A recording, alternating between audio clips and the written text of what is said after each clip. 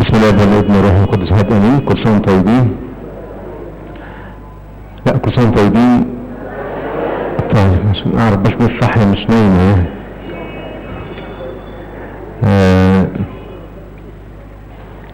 طبعا الموضوع جميل وفكره حلوه وانا شخصيا استفدت بفكره الايقونات بتاعه الصوم الكبير دوت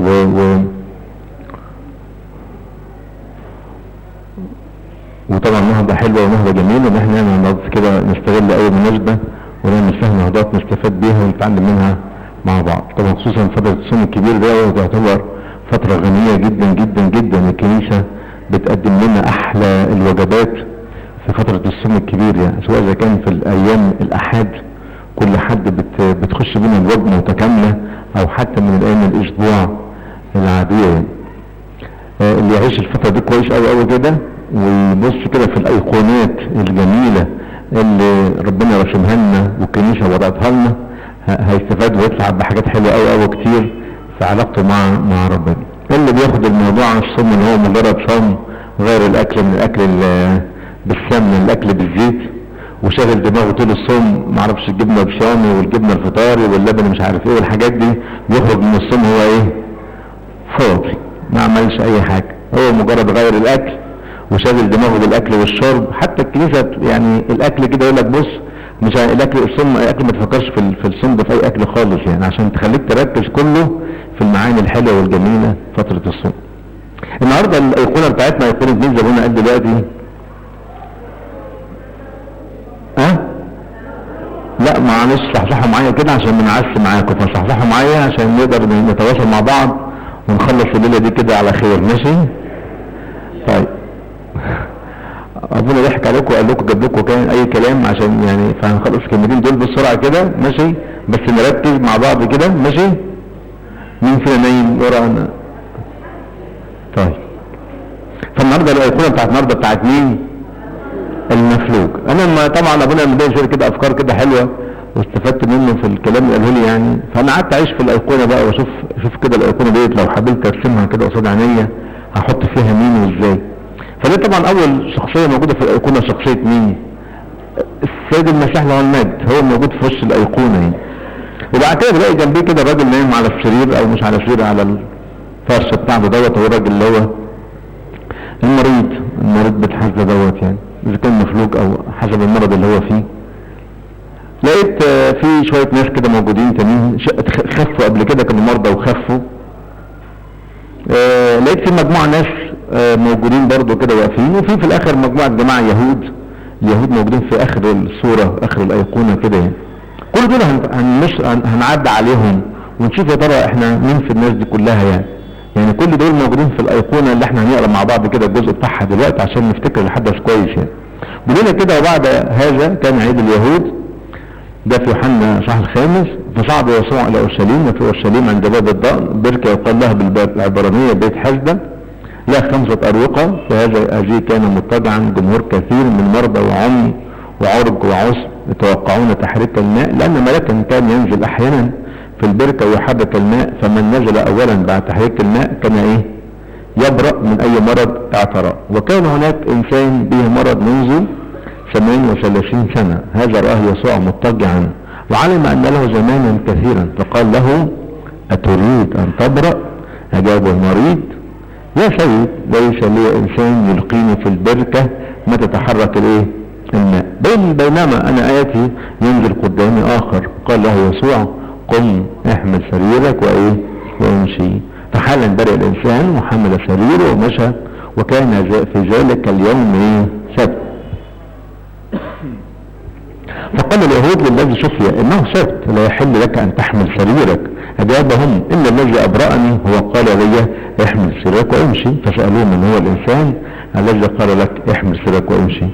اما الذي شفي فلم يكن يعلم من هو، لان يسوع اعتزل اذ كان في الموضع جمع. وبعد ذلك وجده يسوع في الهيكل وقال له وانت قد برئت فلا تخطئ ايضا لن يكن لك شر. فبدأ الانسان من اخبر اليهود ان يسوع هو الذي ابرأه، والمجد له دائما ابدين. لما سمعنا طبعا القصه كلنا عارفينها وعارفين تفاصيلها، لكن بلاقي فيه كده شويه حاجات كده جميله ولذيذه.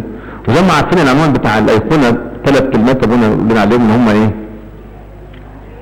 خطية وعجز وزيارة ايه؟ معجزية. اللي مش قول معايا كده دلوقتي كده واروح اتخانق مع مراتي في البيت او اتخانق مع جوزها في البيت، خلاص الثلاث اي كلمات هم ايه؟ خطية وعجز. طبعا خفته ما تجوش غير بنين حمراء. ماشي. لما نيجي بص الشخصيه بتاعت الراجل المفلوج دوت او المريض بيتحدى دوت، الصراحه شخصيه غريبه، وانا شخصيا تقارن ما بينهم ما بين انتوا عارفين في فتره الصوم في كم شخصيه بيجيبوا لنا فتره الاحاد بتاعت الصوم؟ في 4 شخصيات اساسيين. ابن الضال طبعا شخصيه رمزيه ابن الضال، وبعد كده مين؟ السامريه. يجي النهارده اللي هو بتاع مين؟ مريض بيتحدى. ونيجي اخر واحد بقى اللي هو المولود ايه؟ اعمى.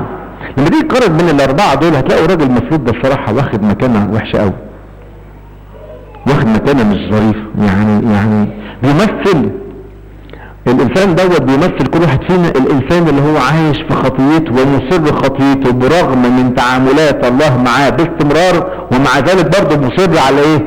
على الخطيه. حتى بعد ما المسيح ما شافاه برضه هو مصر برضه على الخطيه ومصر في عناده.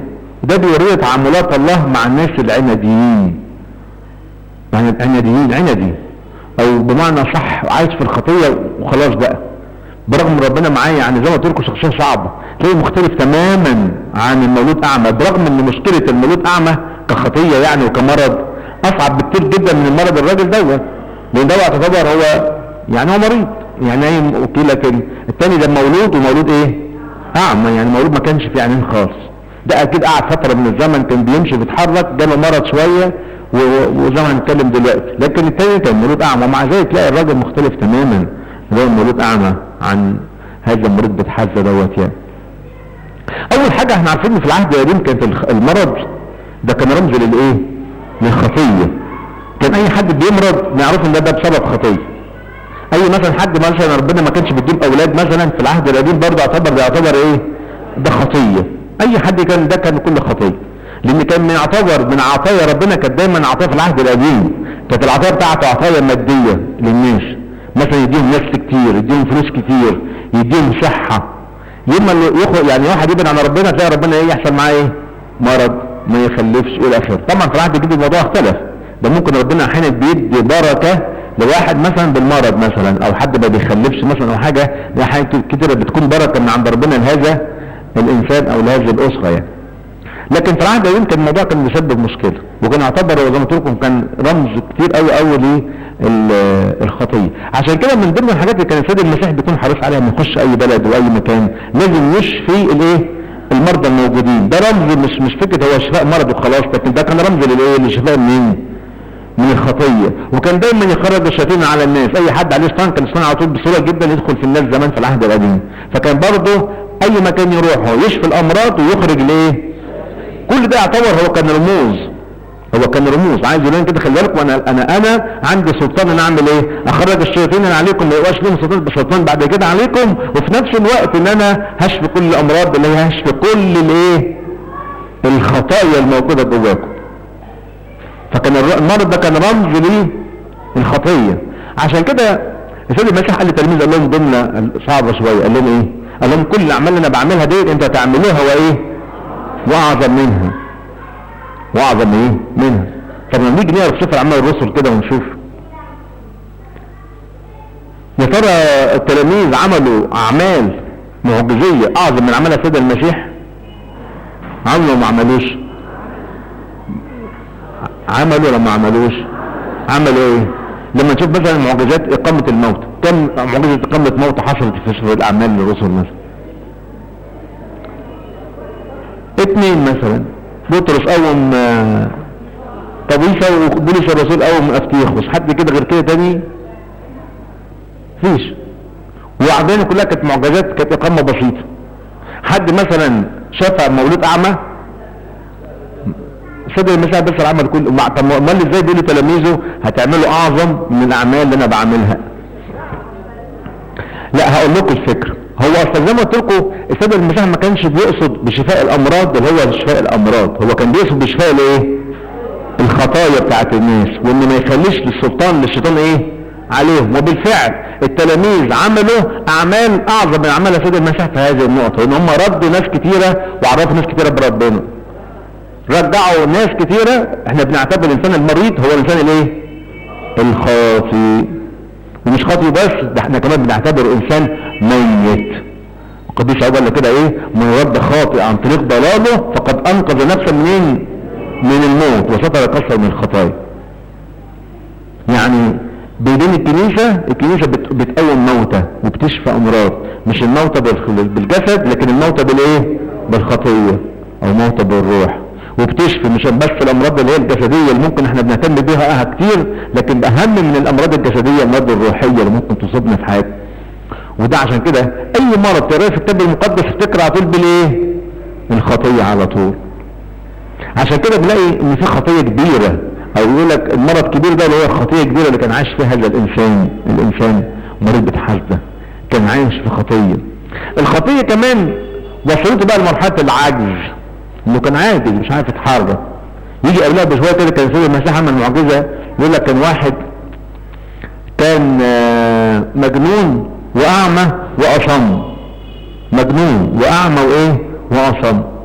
وده كان بقى مش بس كان مرض، ده كان مرض مرتبط بالشيطان كمان. يقول لك ان هو خرج الشيطان اللي عليه، فلما خرج الشيطان اللي عليه الراجل اللي هو المجنون ده ايه؟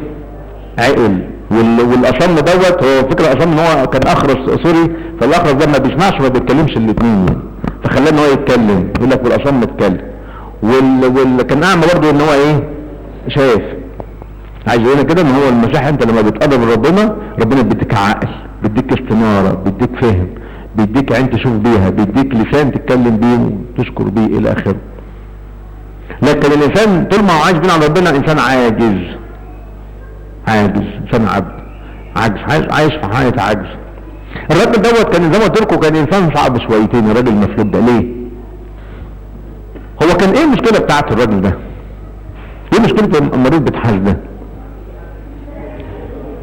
مش لاقي حد ان هو ما انا متهيألي الموضوع مش كده. ليه بقى؟ اصل سيد المسيح سأله سؤال غريب. سأله سؤال ايه؟ غريب. ايه السؤال الغريب ده؟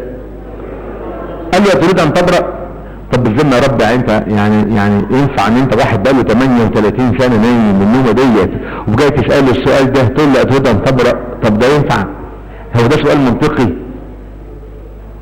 هو ده سؤال منطقي؟ مش منطقي صح؟ لكن واضح من خلال سؤال السيد المسيح والمجد ان الراجل ده كان فيه مشكلة جواه. على فكرة مشكلته ايه؟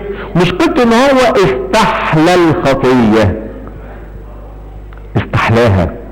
هو مبسوط بنومته كده، هو مبسوط بالنومة بتاعته كده. في ناس كتيرة بتبقى كده، استحلوا الحياة والعيشة والبعد عن ربنا، دخلوا في مرحلة صعبة اسمها مرحلة القساوة، ان هو خلاص بقى الموضوع بالنسبة له بقى شيء عادي. انتوا عارفين واحد مثلا لو فرضت مثلا، يعني مش بتكلم عن الصنعة كصنعة لكن بتكلم عن مبدأ، لو مثلا واحد مثلا شغال ميكانيكي او حاجة او اي شغلة بيبقى فيها مثلا شحم وحاجات زي كده، فتلاقي دايما هدومه وضوء طول ايه بتبقى ايه؟ مليانة شحمات ومش عارف ايه، بتبقى مسودة خالص من كتر ما هو بيشوف الهدوم دي باستمرار. بيتعود، عينيه بتتعود على ايه؟ على الحاجات اللي ان هو لو لقى مثلا هدوم، مثلا لابس هدوم في كده غير راح مشوار ولا حاجة ولابس هدوم خارجية بتاع كويسة، يعني الهدوم لو اتوسخت شوية مش هياخد باله منها، لان هو اساسا هو متعود على الهدوم انها كلها ايه؟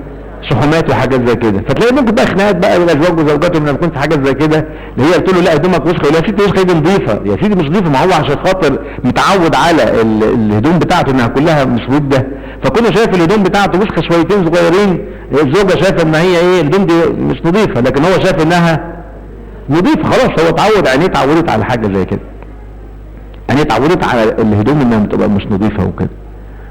وبالتالي نفس الفكرة الراجل دوت، هو استحلى النومة بتاعته، استحلى الخطية. ايه المشكلة؟ الراجل دول بقاله 38 سنة عايش في الخطية، طب ما او عايش في المرض. طب ما في ناس كتيرة مننا بتقعد سنين طويلة بعيد عن ربنا، سنين طويلة اكتر من كده. يا فلان طب تعالى، قال ما خلاص بقى، وبعدين الوقت والعيال والبيت والدنيا والشغل وبتاع.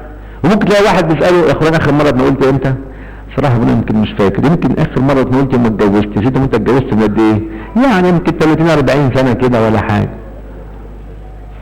ايه يمكن ماشي ناس موجوده دلوقتي في الكنيسه موجودين وبيجوا وبتاع، لكن في ناس تانية كتيره معروف دايما، احنا عارفين نسبه يعني في كل الكنائس مهما الكنيسه كبرت وبتاع هتلاقي نسبه حضور الناس في الكنائس حوالي 20%، 20 اقصى 25.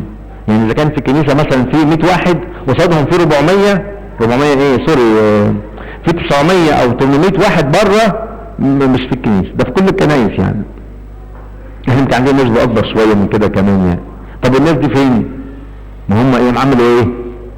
استحلوا الحياه والبعد ليش بعيد عن ربنا، مرحله الخطيه، وخليتهم بعد كده عاجزين هم ياخدوا قرار. صدقوني في ناس كتيره كنت بتكلم من فتره كده على عبوديات كتيره في موضوع العجز ده، حاجات على فكره منه انواع كتيره، فقلت لهم في نوع من انواع العجز او مشكله خطيه.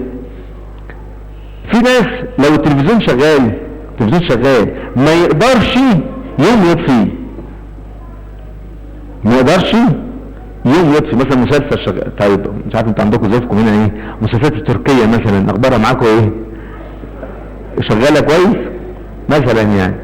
في ناس انا فاكر اسره رحت ازورهم ما اعرفهمش يعني، كنت بنزل استقاط كده من المنطقه يعني بعيد عننا شويه كده، فانا ما اعرفش مين فيها، فبسال اي حد من فلي في اسره هنا، سالت من تحت فطلعت اخبط، قعدت اخبط ما فيش عايزين يعني سمع هدوء بس في نور منور، هم مش شايفين يعني ما بشوفوش يعني، بس هم مش ايه سرحانين يعني. قلت ما بديهاش برضو ايه اخبط واشوف الدنيا فين. في الاخر بعد شويه كده فتحوا الباب، فقالتهم ايه مشغلين مسلسل تركي وكلهم قاعدين الاب والام ومعاهم 3 اولاد صغيرين مش فاكر 4 يعني، قاعدين كلهم ايه مركزين تركيز يعني لدرجه ان هو عمال بخبط كتير، والشمال اللي معايا الخادم معايا بيخبط وبرضه مش سامعين. المهم دخلت سلمت عليهم وقعدت، طب يا اخوانا التلفزيون مثلا ولا حاجه مثلا ما فيش يعني، قعدت طبعا منتظر شويه دقيقتين 3، طب ازيكم عاملين ايه، طب مش عارف ايه، وهم يعني بيكلموني وايه مش عارفين حتى يفصلوا شويه مع عجز. عارف واحد عاجز مش عارف يمد ايده كده ويطفي التلفزيون، مش عارف الموضوع. لو يعني فاكر حد كان حكى لي برضه، كان ما اعرفش بيتفرج على مسلسل ولا كان ماتش يعني، مرتين يعني، فاكر حد حكى لي في موقفين يعني. مره ام ضربت ابنها ببراد الشاي بس كان يعني فاضي مش مليان يعني، عشان عدى بس كده يوم المسلسل يعني، عدى كده قدام التلفزيون هم بيتفرجوا، فعشان خاطر قطع بس الفرجه شويه. واحد تاني قال لي واحد حدف له بسكينه خبطه كده يعني عشان خاطر كان ماتش شغال، فمش يعني اللحظه اللي هتعدي ديت. فده يعتبر انسان ايه عاجز مش قادر ان هو يستنى دقيقتين كده، او مش قادر يطفي التلفزيون، مش قادر مش عارف. احيانا بتوصل الخطيه العجز.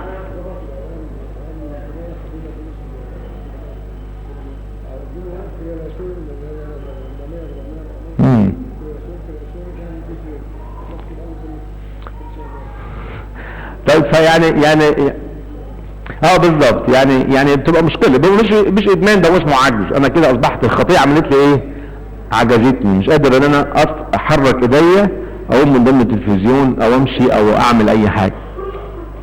ليه؟ خلاص دخلنا في حاجات قصص وصعب، حاجات صعبه جدا. فعشان كده بقول لكم مشكله الراجل المريض بتحدى دوت ان هو استحلى القعده واستحلى النومه واستحلى الخطيه، ووصلت بيه ان هو اديته في الاخر اللي هي ايه انه بقى عاجز مش قادر يعمل اي حاجه، مش عارف يتحرك. والحاجه الثانيه خلي بالكم منها ايه برضه مشكله الراجل ده ايه، ان هو ما كانش مستعد يعني. الكتاب المقدس كل شويه وسيد المسيح كل ما يكلم الناس يقول لهم ايه استعدوا واسهروا. طب ايه، كان حد يقول لنا زمان يقول لك ان الملاك كان ينزل كل مره كل سنه ويحرك البركه. مين قال لي ان هو كان بينزل مره كل سنه؟ هو هنا الملاك قال لنا بينزل امتى؟ لان ملاكا كان ينزل ايه احيانا يعني ايه بيجي في وقت كده مش معروف. فاهم حاجه الفكره ايه، اللي بيكون مستعد بينزل، اللي مش مستعد ونايم ومتراخي ومكسل ما بينزلش. طب الراجل المريض بتحزى دوت عمل ايه لما جه المسيح بيكلمه؟ رمى المسؤوليه على مين؟ على الناس اللي حواليه. ما مش يا رب اصل كان مثلا يعني اصل كان ما خدش بالي، اصل كان ما كنتش مستعد، ما بقاش جاهز، يعني مش مستعد. دايما الملاك بينزل في وقت انا مش واخد بالي من الحاجه دي، فبالتالي النص ما حدش بيرميني. طب وانت فين؟ طب انت لو في حد واقف قلت له لو سمحت ارميني او زقني مثلا، حد يقول له لا؟ اكيد. ويمكن لو خدنا الناس بقى ان هم واخدوا موقف سلبي ده موضوع تاني احتمالية، بس انا بتكلم على الشكل العام بتاع الموضوع. هو حب يرمي المسؤولية على ايه؟ على غيره، زي ناس كتيرة. يا فلان انت بتشتم مثلا، ما الناس كلها بتشتم، هو رمى المسؤولية على مين؟ عن نقصك، زي الناس كلها بتشتم انا بشتم. فلان مثلا انت متخاصم مين، ما هو اللي غلط فيا، فرمى المشكلة على مين؟ على الطرف الثاني. زي ما حد قال دلوقتي زي قال ابو حواء، يا ادم انت اكلت من ده مرات حواء اللي انت جبتها لي هي اللي اكلتني. طب يا حواء يا ستي ايه الحكايه دي؟ الحيه اللي انت هي اللي اكلتني. ما حدش فيهم قال انا ايه؟ انا غلطان. يعني ما اعرفش طبعا ادم وحواء لو كانوا قالوا ربنا انا غلطان كده ربنا يعمل معاهم ايه يعني، بس هم ما قالوش احنا غلطانين، ما قالوش. زي برضو الراجل دوت ما قالش اصلك كل ما يجي ما ينزل الملاك حد ينزل، ما حدش بيحرك من الناس، يعني لما المشكله على اللي غيره، ما قالش انا الغلطان. ودي يمكن مشكلات كتير مننا، كل واحد فينا كده دايما برمي المشكله على اللي حواليه. اصلك الناس الوحشه، اصلك جوزي هو اللي مش عارف ايه، اصلك مراتي هي اللي كذا، اصلك الظروف، اصلك الدنيا، اصلك الظروف الاجتماعيه، اصلك البلد، اصلك السياسه، اصلك الاقتصاد، اصلك اي حاجه في اي حاجه. المهم في الاخر جبت حاجه كده اسمها شماعه علقت عليها كل الايه الخطايا بتاعتي والفشل بتاعي على الاخرين، وبالتالي طالما عملت كده يبقى عمري ما هتغير ابدا، عمري ما هتغير. طالما انا قلت فلان هو السبب انا هتغير ليه؟ وممكن انا بتكلم دلوقتي واحد يجي كده قاعد اظن اكيد ما يقصدنيش، اللي يقصد اللي ايه اللي قاعد جنبي، انا زي الفل، انا كويس، انا راجل ماشي زي الفل تمام. ده هو الكلام ده اللي جنبي، الست اللي جنبي دي انا عارفاها اصلا، اصل هي بتعمل حاجات وحشه كتير، فهي الكلام ده اللي هي انا بالنسبه لي انا كويسه وزي الفل يعني. هو الراجل دوت مشكلته دي كانت من ضمن مشاكل ان هو كان بيكسل كذا حد الفتره اللي فاتت ديت. يا اخوانا انتوا ما بتجيش الكنيسه ليه؟ اصلك ما في الاخر من الاخر ابونا بقى انا مش هنحجج، انا بكسل. جيت في صوم يونان اللي فات لاحظت ايه ناس كتير بتيجي في صوم يونان كتير جدا، وفضلت برضه القداسات بتاعت الظهريه ديت. فقلت لهم بصوا، كان كذا حد برضه مره نوهني كده، فقلت لهم اقول لكم على حاجه في صوم يونان يعني، قلت لهم اوعوا يكون الناس اللي بتيجي قداسات يومين ديت هي بتيجي عشان خاطر انها قداسات ايه بعد الظهر وبتكسل تصحى الصبح بدري. اللي بيكسل يصحى الصبح بدري وفاكر انه يجي يضحك على ربنا في القداسات بتاعت الدوريه ديت، ربنا ما بيضحكش عليه. الواحد يجي قداسات دوريه عشان خاطر زياده اللي في النسك والوحده والقداسات بتاخر وصايم وبتاع، لكن مش عشان خاطر ان انا ايه مكسل اصحى بدري. مكسل لا ما اصحاش بدري، اذا بقى بتقولي السهران قدام التلفزيون طبعا او مش عارف ايه، فما فيش وقت ان اصحى بدري يعني. فربنا لا، ربنا فاهم كويس وعارف انت فعلا عندك استعداد. هو الذين يذكرون الي يجدونني، ولا انت زي ما قلت لك مكسل، انت موضوع كسل. فانت بتروح قداسات الظهريه عشان بتكون صحيت بقى من النوم براحتك، او صحيت براحتك من النوم ومش عارف، وكمان ممكن كمان تيجي متاخر كمان في القداس بتاع الظهر. يجي مثلا يعني يجي حد يقول انا جيت ساعه الانجيل، ما اعرفش البدعه اللي طالعه الجديده اللي هي بقى لها فتره ان تيجي تناول تحضر الانجيل، مين قال الكلام ده؟ المهم يقول انا جيت عند الانجيل. طب انت جاي منين؟ جاي من البيت. طب انا لو قلنا مثلا ده لما بتبقى بدري يمكن يكون شويه اهو معذور راحت عليك نومه. طب انت صح من بدري وانت صح من بدري، طالما انت في البيت يبقى لا ما ينفعش تتناول. طالما انت جاي من البيت، لو جاي من شغلك ولا جاي من مدرستك ولا كليتك ولا حاجه ماشي، لو جاي من البيت وجاي متاخر يبقى انت كده بتعمل ايه؟ بتستهين، يبقى انت كده بتكسل، يبقى انت كده عامل زي الراجل المريض ايه بتحزى دوت، انت مكسل. اصلك مالكش حد يصحيني. لو انت ما بتروح الشغل وحد يصحيك لا، طب اشمعنى بقى؟ اصلك مراتي او امي او ابوي اي حد يعني مثلا ما صحونيش ما فكرونيش، وانت محتاج حد يفكرك؟ خلص نفسك دوت، وحاجات اللي علاقتك بربنا محتاج حد يقول لك روح ولا يمين ولا شمال ولا حاجه؟ لا. فكانت اول مشكله من ضمن مشاكل الراجل ده حته الكسل، وانه رمى مسؤوليته على الايه؟ على غيره. اصلك الناس ما حدش بيرميني، ما حدش بيزقني يا سيدي. طب والغريبه في الموضوع برضو الثانيه ايه؟ بصوا كده يقول لي سيد المسيح بايه؟ قال له ايه؟ اجابه المريض بعد ما سيد المسيح سال السؤال الغريب دوت اللي هو اتريد ان ايه؟ ان تبرأ. سؤال غريب، بس هو المسيح عارف اصل الراجل ده معاه مشكله شويه، ومع ذلك برضه هيشفيه في الجزء الاخير اللي هو وزيارة المعجزية. برضه رغم كل الكلام ده برضه المسيح مش هيفيد. يجي يقول له ايه؟ الراجل رد عليه قال له يا سيد يا سيدي انسان يلقيني في البركه ما تتحرك الماء بينما انا اتي ينزل قدامي اخر. السيد المسيح بيسالك سؤال واحد، بيقول لك ايه؟ النهارده الانجيل بتاع النهارده في القداس، حد فاهم حد القداس النهارده؟ حرام من القداس النهارده؟ ما حدش حد القداس النهارده؟ طيب كان الانجيل بتاع مين؟ الراجل الاعمى اللي كان على الطريق عمال يصرخ يا صاحب من داود ايه؟ ارحمني. فجه في المسيح بعت له ان سمعوا بيصرخ، طبعا ده بيتكلم عشان بيتكلم عن التوبه، بيكمل القصه بتاعت الابن الداب بتاع يوم الحد اللي فات. المهم فجاي السيد المسيح سأله قال له ماذا تريد؟ قال له ايه؟ اريد ان ابصر على طول، بس انا عايز اشوف. انت عايز ايه؟ عايز اشوف، عايز ابصر، عايز ارى. الاجابه بتاعت الراجل الاجابه ايه؟ السيد المسيح قال له ايه؟ اريد فابصر ايمانك قد خلصك. طبعا اداله الاثنين، هو اداله برضه الخلاص من الخطيه وفي نفس الوقت برضه ايه؟ شفاه. بس الفكره في ايه؟ ان هو الراجل كان واضح وصريح ودغري، قال له انا عايز اشوف، عايز ابصر. قال له خلاص ابصر، اريد فابصر. والراجل شاف ساعتها على طول وقال له كمان ايمانك خلصك. هنا الراجل بتاع مريض بتحدي دوت قال له انا عايز اخف، قال له انا عايز امشي، عايز اقوم. ما قالوش، ما طلبش منه ان هو يخف ولا يشفى ولا اي حاجه خالص، ما قالوش انا عايز حاجه. السيد المسيح هو اللي عمل معاه كده. بعد كده يقول لك ايه؟ قال له يسوع قم احمل سريرك وامشي. قم احمل سريرك وايه؟ وامشي. قال له 3 افعال تعمله. يا رب، طب انت عملت كده مع الراجل ده ليه؟ ما هو برضه يقول لنا برضه اصل خلي بالكم نقطه انتوا مش بالكم منها، اصل الراجل ده برضه يعتبر ابني، فانا برضه لازم اكون معاه لغايه اخر نفس، لغايه اخر حاجه. يا رب ما هو طلبش برضه هديله. ما هو ربنا احيان كتيره، في ناس كتيره فاكره ان ربنا لما بيديني حاجه وانا كده كويس، ربنا مثلا يقف معايا مثلا بحدث بمعجزه يبقى انا كده صح. لا، في ناس كتير بعيد عن ربنا يقول لك ما ربنا ما بيسيبنيش. يا عم انت، ما هو الله بيشرق بنور وبشمسه على الابرار وعلى الاشرار، فمش كل ربنا واقف معاك يبقى انت كده ماشي كويس وماشي مظبوط. ده ممكن يكون ربنا واقف معاك عشان خاطر يعني يوصل معاك لاخر حاجه، عشان بقاش ليك حاجه بعد كده. الراجل دوت هنشوف برضه ان هو برضه كان مازال عايش في الخطيه حتى بعد ما ربنا ما شفاه، بعد ما ربنا من الزيارة المعجزية ديت. قال له 3 كلمات اللي هو بقى الزيارة المعجزية. قال له ايه هما؟ قم احمل وامشي. 3 كلمات تعمله، 3 افعال. يمكن يعتبر اقل اصغر جملة فيها 3 افعال. دايما بتقاس قوة الجمل بكثرة ما فيها منين؟ من افعال يعني. فدي جملة 4 كلمات فيها كم فعل؟ 3. قم احمل وامشي. عايز يقول لكل واحد فينا كده، بص ربنا بيقول لنا كده انا عندي استعداد اعمل لك 3 حاجات، او انت تعمل 3 حاجات عشان خاطر تخف من الخطيه بتاعتك ديت.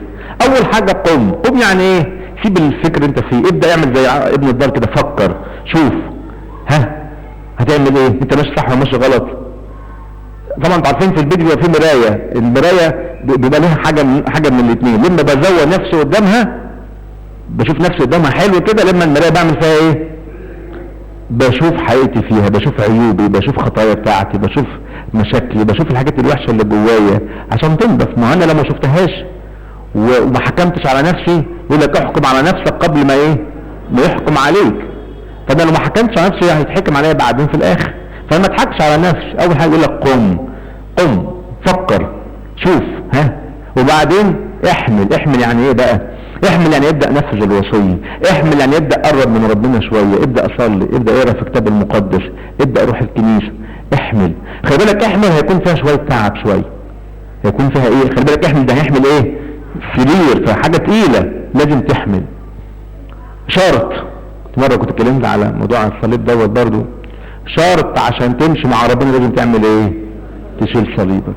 الصليب ده كذا نوع، ممكن يكون صليب الوصية، ممكن يصيب صليب تنفيذ الوصية، ومسميه صليب الجهاد انك تواظب على الصلاة وتروح الكنيسة. ما ده يعتبر برضه صليب انت بتشيله. في صليب ممكن صليب الألم، ممكن في صليب الاضطهاد. الخدام في صليب اسمه صليب الخدمة للخدام. يعني اتكلمت على 5 صلبان لازم. وعلى فكرة الصليب بتشيله باختيارك مش بغصب عنك، تشيله بايه؟ باختيارك. وسيد المسيح ده شرط، لو ما شلتش صليبك يبقى ما ينفعش انك تتبعني والكل تلميذ يعني انسان المسيح. فلازم يكون في ناس يحب المسيحيه بس من غير ايه؟ من غير صلبان. ولو حصل شويه صليب كده صغير، رب انت رحت فين وسبتنا ومش عارف ايه وبتاع، وربنا ما بيحبناش، ده لو نكون مرض صغير كده ونقعد ندور على المعجزات يمين وشمال وشمال ويمين. يا اخوانا طب فين الصليب اللي عندنا؟ ساعتها احنا نشيله ونقول يا رب تكن مشيئتك وموافقنا عليه. فعشان كده يقول لك تاني حاجة تعملها تعمل ايه؟ احمل. وزي ما عن سريرك انتوا عارفين اي حاجة خشب في العهد اللي في الكتاب المقدس ترمز دايما برضه للصليب، يعني هو السرير ده معمول من خشب، فاي حاجة خشب برضه رمز له. فهو عايز يقول لك عايز تعيش مع ربنا لازم تعمل ايه؟ تحمل صليبك. تالت حاجة تعمل ايه بقى؟ تمشي. تمشي فين بقى؟ تمشي في طريق ربنا بقى. ما ينفعش تقول لي انت جاي النهارده الاجتماع وجاي حضرت النهضه وكل حاجه وهتروح البيت النهارده زي ما انت ما جيت. ما استفدتش اي حاجه، ما فيش اي حاجه اتغيرت في سلوكياتك. مثلا كنت بترنم مثلا مع ابونا من شويه وترنمت وسبحت ربنا، ما تقوليش هتروح مثلا بتتفرج على غني برضه مثلا، على الاقل غيرت فيك حتى لو جزء. سمعت كلمه مثلا غيرت فيك حته، يبقى في تغيير حصل. لكن زي ما انت ما جيت زي ما انت ما روحت يبقى انت كده ما زال ماشي في سكتك. حضرت قداس وتناولت وبتاع، زي ما انت ما جيت زي ما انت ما روحت ما فيش تغيير حصل في حياتك، يبقى انت كده ما استفدتش حاجه. انت كده لسه ما مشيتش، انت لسه واقف مكانك. لازم تعمل ايه؟ تمشي، تتحرك. تتحرك في اتجاه بتاع ربنا. تتحرك في اتجاه بتاع مين؟ اصل بصوا المشي فين وعين المشي. انا بشبهها دايما باستمرار، يعني مثلا لو فرضنا المسيح موجود كده وده انا ده، طيب والشيطان موجود الناحيه دي او العالم اي حاجه، فانت في نوع من المشيان. في واحد بتلاقي ماشي رايح جاي كده، عمل كده، عمل ايه دوت؟ ما عملش حاجه، هو رايح فين؟ رايح جاي طالع نازل. لكن في واحد بقى يمشي ازاي؟ يمشي لمين؟ راح للمسيح كده، عمال ماشي للمسيح، ماشي له، ماشي في طريقه، ماشي في سكته. ده اللي هو ماشي مظبوط، اللي يواظب على الصلاه ويواظب على الكتاب المقدس وفي صوم صايم وكل ممارساته الروحيه الموجوده، دايما يعينه على ايه؟ دايما يعينه على المسيح. عشان كده اقول لكم على حاجه، في ناس كتيره فاكره ان احنا مشكلتنا كلها بتنحصر جوه الخطيه. تقول لي ابننا امال ايه؟ اسالكم سؤال بطريقه ثانيه، هو ايه اللي هيخلينا يعني بعد الشر عنا كلنا، يعني ايه اللي يخلي بعض الناس تروح النار؟ الخطيه، صح كده؟ غلط. الخطيه مش اللي دخلك النار هو بعدك عن ربنا بس. هو حد فينا ما بيغلطش؟ في حد فينا ما بيخطيش؟ بس انا مجرد ما اجي اعترف واجي يا ابونا يحط الصليب على راسه كده، ايه اللي بيحصل؟ ياخد كل الخطايا بتاعتي ويحطها على ايه؟ صليب المسيح. خلاص خلص الموضوع الخطيه. يبقى انت مشكلة فين دلوقتي؟ في علاقته ببعد عن ربنا. الشيطان يجي يعمل مع واحد فينا ايه؟ يقعد يكركبها فوق دماغك، وانت غلطت وازاي ومش عارف ايه. طب ما هقف اصلي وانا خاطي؟ اروح احضر قداس واتناول وانا عملت خطيه معينه مثلا او حاجه؟ طبعا مش بسهل الخطيه، بس انا بقى يكون عندنا الرجاء والثقه في ربنا اكتر. وطول ما انا ماسك في ربنا حتى لو وقعت لا تشمت بي عدواتي، لان سقطت ايه؟ اقوم. مش لما انا بقى قايم وسقطت خلاص خلص الموضوع، لا، انا لو سقطت هقوم. انا الاساس بتاعي هو ان انا قايم. لكن لو حصل سقوط باي صوره من الصور بسرعه هنضف هدومي واعمل ايه؟ واقوم بسرعه وامشي واروح لربنا. مش هبص لورا، مش هعمل زي مرات لوط، خرجت ومشيت بس بصت لفين؟ لورا. بس لورا خلاص خلص الموضوع على كده. هبص على الشيطان والخطيه ورايا وبص العالم، يبقى عمري ما هتقدم لربنا ابدا. لكن زي ما قلت لكم الاساس طبعا بالعكس، ايه اللي هيدخلني السماء؟ ان انا ابطل خطيه؟ لا، ايه اللي هيدخلني السماء؟ ان يكون عليه عشره وعلاقه مع مين؟ مع ربنا. يجي زي ما قلنا دي الزياره المعجزيه بتاعت سيد المسيح مع الراجل دوت، عمل له كل الحاجات دي كلها، قال له قم واحمل ايه؟ سرك وايه؟ وامشي. فحالا برئ الانسان وحمل سره وايه؟ وماشي.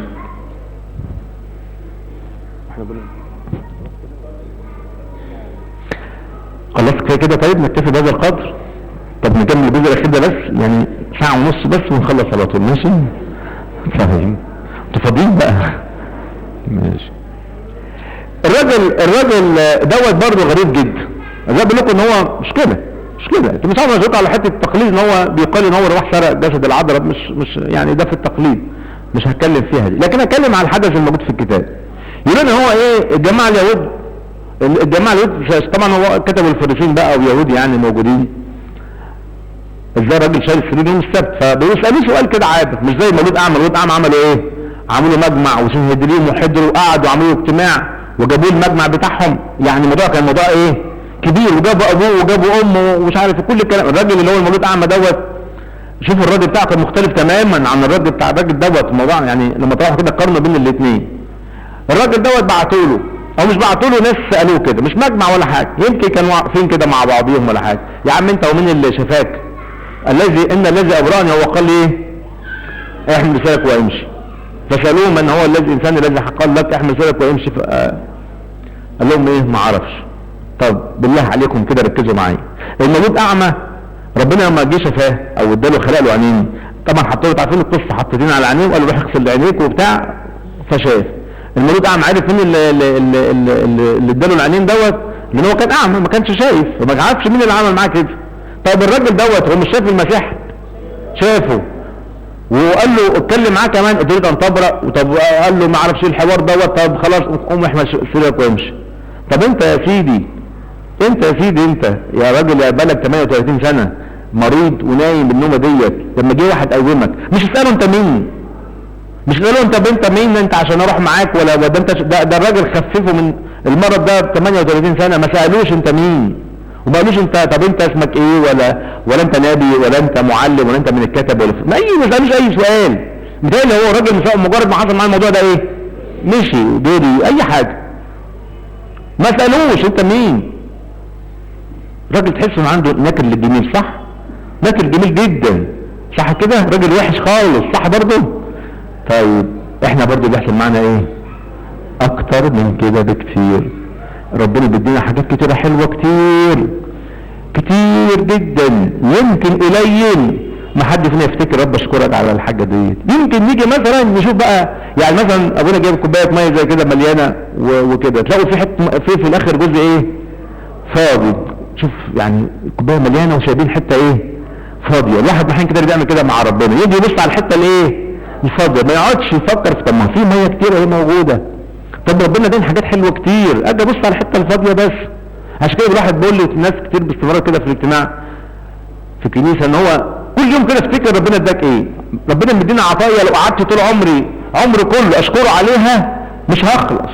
بس احنا احيانا ما بنفكرش في ربنا مدينا ايه. ربنا خلقنا على صورته ومثاله، وادانا الفداء، وادانا يعني ده حاجات كتيره. لو فكرت كفايه جسم الانسان دوت، الجسم بتاعنا دوت، لو فكرنا نشكره على حاجه فيه، حتى لو كان عندي مرض مثلا ولا 2 ولا 10، فقصاد ال10 امراض اللي عندي قصادهم هتلاقي فيه مليون حاجة صحية موجودة في جسمي وفي جسمي. حتى لو كنت ايه في امراض كتير، هلاقي حاجة كتيرة جدا موجودة كويسة وسليمة وكده. انا ممكن ابص على مرض الواحد دوت وانسى كل الحاجات الصحية اللي ربنا مدهاني، او مديني عمر كتير واولاد وحياة وصحة ومش عارف ايه، وعينين وبسمع وبشوف وبمشي وبتحرك وبحس وبشم وبدوق. ده في ناس بيبقى عندها امراض بتبقى يعني في غاية الصعوبة، بس برضه زي ما قلت لكم الفكرة يعني الواحد لما يجي يشوف بقى الحاجات دي كلها، كل ما يشوف مرض اشكرك يا رب ان انت ايه مديني الصحة ديت او النوع دوت، وهكذا حاجات كتيرة ربنا مديها لنا. بنعمل اوقات كتير زي الراجل دوت اللي هو ما سألش المسيح انت مين، ما جاش ايه رب اشكرك على اللي انت عملته دوت. يعني يمكن بتشوفها مثلا تلاقي الطلبة ايام الامتحانات، تلاقي الكنيسة كلها ايه مليانة زحمة. جيت مرة قلت للعيال، قلت لهم بصوا بقول لكم على حاجة، يعني كلهم بتخضوا، قلت لهم جايين بقى وداش بقى زحمة وكل الطلبة جايين يتناولوا، قلت لهم التناول ما بينجحش. فالعيال اتخضوا نهارهم، ما احنا جايين نعمل ايه؟ احنا جايين عشان ننجح، التناول ما بينجحش. اللي عايز ينجح يعمل ايه؟ يذاكر. التناول ده بيعطي لغفران الخطايا، يقطع عنا خلاص يعني غفران الخطايا حقيقة أبدية، لكن ما فيش من البدون بتاعة التناول اللي بيعمل ايه؟ بينجح. هو الناس بيعملوا ايه؟ عايزين نتكل على ربنا بقى، انا ما ذاكرتش فانا عايز ربنا يكون ظالم ان هو يديني وانا مش مذاكر، ويقولوا واستغله باي حاجه اروح اتناول كده وخلاص. ممكن مثلا لو في صوم مش صايم ومش مستعد ومش جاهز، بس رايح اعمل ايه؟ اتناول وخلاص. طيب ماشي اتناول، يمكن اطلب لي في وقت الضيق وانقذك فايه؟ تمجدني، خلاص ماشي. طيب يا اخوانا بعد النتيجه ما تظهر هنعمل كده صلاه او اجتماع عشان نعمل ايه؟ نشكر ربنا. الكلام ده حصل كذا مره. كم واحد يجي يحضر؟ فاكر مره يعني في اجتماع من القصه دي بحد بين 3 أو 4 بس، 3 4 هم اللي جايين يشكروا ربنا ان هم ايه؟ نجحوا مثلا، قالوا امتحانات عدت على خير مثلا او حاجه. فليه؟ ما هو نفس الفكره، ما شكرناش جايين عشان خاطر المشكله ولا حاجه. اول ما المشكله ما خلصت، اول ما الموضوع ما انتهى خلاص بقى بعدين يعني بعدين ربنا طيب وحنين وبتاع، بس انت ما تنفعش تبقى ناكر للجميل، ما تنفعش انت تبقى يعني تنسى ربنا بالطريقه دي وبالشكل ده. زي الجماعه العشرة البرص اللي سيد المسيح شفاهم، العشرة شفاهم، جه واحد بس اللي عمل ايه، وكمان ما كانش من الجماعه اليهود، ده كان واحد سمير. قال له انت الوحيد اللي جيت، هو الوحيد اللي جاي يشكر ربنا على بعد ما شفي من مرض البرص بتاعه.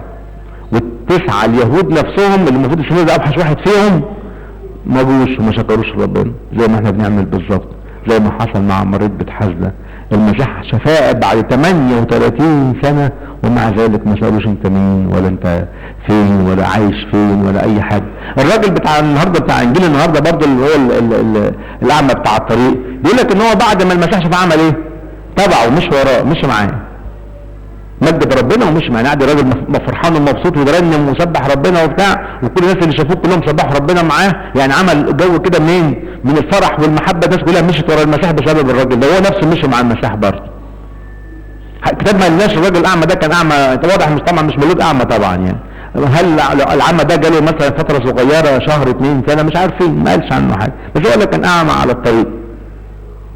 لكن اكيد ما اعتقدش زي الراجل بتاع مريض بتحدى الملء 38 سنة دوت يعني. ومع ذلك برضه ما سألش المسيح انت مين، ما سألوش انت مين. بعد كده سيد المسيح قال له بقى اكد لنا المعلومه بقول لكم عليها دي، لما جه قال له ايه بعد كده، وجد يسوع في الهيكل وقال له ها انت قد برئت فلا تخطئ ايه ايضا لئلا يكون لك. يبقى واضح ان الراجل ما زال ربنا برضه بيحذره تاني، يعني ربنا شفاه زي ما بيعمل معانا معجزات كتيرة وبيزورنا زيارات معجزية كتير، يقول لك خلي بالك انا لما الراجل ماشي خلاص انا وقفت معاك وانقذتك من المشكلة انت فيها، انا انقذتك من حوادث موت كتيرة انت معرض ليها، انا انقذتك من مشاكل كتيرة بتحصل في البيت او ظروف او حاجات كتيرة ربنا بينقذنا منها، ومع ذلك برضه خلي بالك اوعى تخطئ تاني لألا يكون لك ايه. واحنا برضه بنعند وبنقع في الخطية تاني زي ما حصل مع الراجل بتاع برضه بتحزة دوت. الراجل ده عمل ايه؟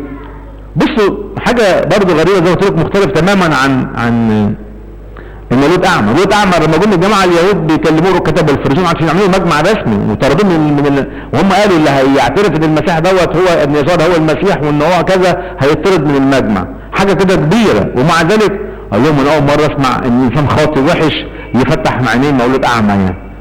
الراجل قاعد يكلمهم بجراءة ومش خايف ومش عارف ايه وبتاع الى اخره، وهم كلش كانوا يبعتوا له ابوه وامه ويبعتوا له مره ثانيه، وكل مره كان يعمل ايه؟ يروح ومش خايف يقول لهم الكلام ده، في الاخر مشوه. طب تيجي بقى للراجل المريض بتحزة عمل ايه بقى؟ هم جم سالوه تاني؟ سالوه؟ ما سالوش، هو اللي راح بنفسه وقال لهم. يقول لك كده بعد ما المسيح قال له الكلمتين دول قال له لا تخطئ ايضا لئلا يكون لك ايه؟ فمضى الانسان واخبر اليهود ان يسوع هو الذي ابرأ. طب انت رحت لهم ليه؟ هو عايز طبعا يقرب بيهم بقى ويقول لهم انا جبت لكم بقى الخبر اليقين، يعني انا عندي بقى عرفت لكم مين اللي ابرأني، ده يسوع ده اللي ابرأني، ده هو اللي شفاني. طب هم طلبوا منك تاني؟ ما طلبوش، يعني واضح ان هو برضه ما زال مصر على ليه؟ انه يعيش في الخطيه بعيد عن ربنا. ما زال ما قالش ان هو مثلا طب مشي وراه طب تابعه طب بتاع، زي ما قلت لكم سيدنا المسيح اكد ان هو ان هو واضح ان في خطيه في حياته، قال له تخطئ ايضا لن يكون لك اشر. لكن هو برضه الانسان دوت راح لليهود وقال لهم ده هو يسوع اللي عمل معايا كده. طب انت استفدت ايه لما رحت قلت للناس؟ ما استفدتش حاجه. لكن زي ما قلنا ما زلت السيناريو بتاعك زي ما هو، ان انت برضه عايش بعيد عن ربنا. نفس الفكره زي ما بقول لكم، كل واحد فينا برضه المسيح بيقول لكل واحد فينا لا تعد تخطئ لن يكون لك ايه اشر. واحنا برضه كل شويه بنعمل ايه؟ بنخطئ ونغيظ الله في وجهه. يقول يا رب احنا مبسوطين كده، احنا كده مبسوطين انت بعيد عننا واحنا مش معاك، احنا كده مستريحين. نقعد بقى نوجع دماغنا وتقول لي روح احضر قداس واتناول واحضر اصحى بدري، او مثلا نصوم بقى الصوم وبعد ده القولون بيتعبني ومش عارف ايه، ونقعد بقى صايمين صوم انقطاع فتره طويله وده صيام متاخره، واحنا ليه وجع الدماغ ده كله؟ انا كده كويس. لا تعد تخطئ لئلا يكون لك ايه اشر. افتكروا كده السؤالين دول، الكلمتين دول قالهم السيد المسيح للراجل المريض بتحزة دوت، نعتبر السؤالين دول لكل واحد فينا. ايه هم السؤالين؟ اتريد ان تبرأ؟ وبعد كده قال له ايه؟ لا تعود تخطئ لئلا يكون لك ايه اشر. والجمله الثالثه برضه يحفظها معانا اللي هي ايه؟ قم واحمل سريرك وايه وامشي. نحفظ الثلاث جمل دول. السيد المشهد بيقول كل واحد فينا كده النهارده في اليوم دوت 3 جمل. ايه هم 3 جمل بينهم مع بعض كلمة من كلامنا؟ خلاص زهقت مني صح؟ طيب يبقى اول جملة ايه؟ اتريد ان تبرأ؟ ها عايز تقرب لربنا ولا مش عايز؟ ها بتفكر ولا ما بتفكرش؟ ها استحليت الخطية واستحليت بعدك عن ربنا ولا لا؟ الجملة الثانية اللي هو ايه؟ قم واحمل، فكر واحمل صليبك وابدأ امشي في طريق ربنا وفي سكة ربنا ومشيئة ربنا. ما تمشيش بدماغك، ما تمشيش بفكرك، ما تمشيش برأيك، ما تمشيش بحسب اهوائك، ما تمشيش بكلام الناس اللي حواليك، ما تمشيش بكلام الجيران ولا الاصدقاء. امشي كلام مين؟ كلام ربنا. اخر جملة يقول له ايه؟ لا تعود تخطئ لا يكون لك ايه؟ اشر. لا تعود تخطئ لا يكون لك اشر. ربنا يدينا كل بركة كل نعمة، وفعلا ان احنا نستفاد من الدروس والايقونات الحلوة الجميلة اللي انتوا عايشين فيها ديت، اللي انا زي ما لكم شخصيا استفدت بيها وعشت فيها كتير عشان خاطر اقعد معاكم دلوقتي كده. له كل مجد وكرامة من الان والابد امين.